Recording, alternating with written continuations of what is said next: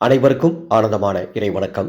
ஆன்மீக சிவ சொந்தங்களே, உங்கள் வீட்டில் ஐஸ்வர்யம் பெருக, உங்கள் குடும்பத்திற்கு மங்களம் உண்டாக, நீங்கள் சுபிட்சமாய் வாழ 3/4/2026 அன்று நான் சொல்லும் இந்த நிலைவாசல் பூஜையை, மிக எளிமையான பூஜையை செய்யுங்கள்.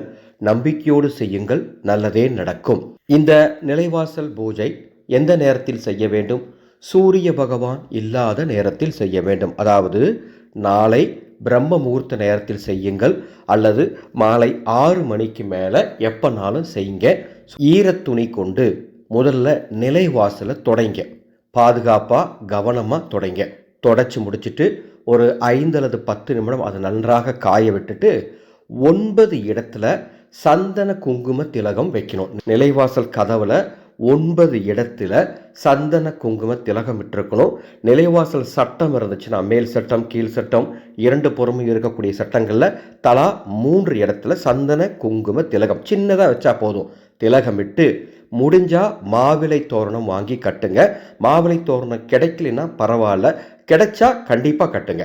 மாவிலை தோரணம் கட்டி நிலைவாசலுக்கு தூப தீபம் காட்டி, நிலைவாசலுக்கு முன்பாக 1 டம்ளர் இனிப்பு கலந்த காய்ச்சிய பால் வைத்து நிலைவாசலுக்கு இருபுறமும் விளக்கு வையுங்கள். விளக்கு வைத்து தீபம் ஏற்றி நிலைவாசலுக்கு தூப தீபம் காட்டி வாசனை மலர்களை தூவி நிலைவாசலை தொட்டு வணங்க வேண்டும். இதுதான் எளிமையான பூஜை முறை. இந்த தீபம் ஏற்றுவதற்கு நமது ஆனந்தொளி அறக்கட்டளையின் தயாரிப்பான ஆனந்த ஒளி பந்தரசக்தி தீப எண்ணெய் இருந்தால் அதை ஊற்றி தீபம் ஏற்றுங்கள், அல்லது நெய் ஊற்றிக்கொள்ளுங்கள். ரொம்ப அற்புதமாக இருக்கும். இந்த எளிய நிலைவாசல் வழிபாட்டை செய்வதால் உங்கள் குலதெய்வம் மற்றும் மகாலட்சுமி தாயாரின் பரிபூர்ணமான அருளோடு உங்கள் குடும்பத்தில் மங்களம் உண்டாகும். ஒரு 10 நிமிடம் கழித்து அந்த நெய்வேத்தியத்தை எடுத்துட்டு நீங்கள் பிரசாதமாக சாப்பிட்டுக்கலாம்.